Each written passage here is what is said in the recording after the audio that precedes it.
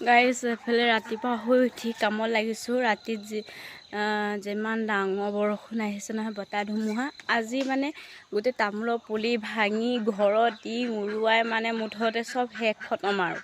তাকে এতিয়া ৰাতিপুৱা বহুত কাম পৰিছে, কাম কৰি আছোঁ। আপোনালোকক দেখাম বাৰু এইফালে কি আমাৰ গোটেই ঘৰৰ টিং উৰাই শেষ। এইফালে টিং উৰাই খতম আৰু এইফালে দেখিছেনে গোটেই টিং উৰুৱাই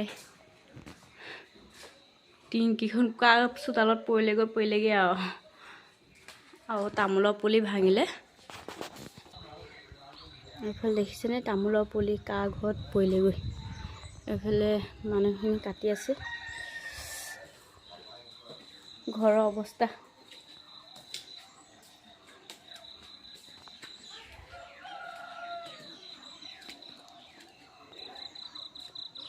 চোতাল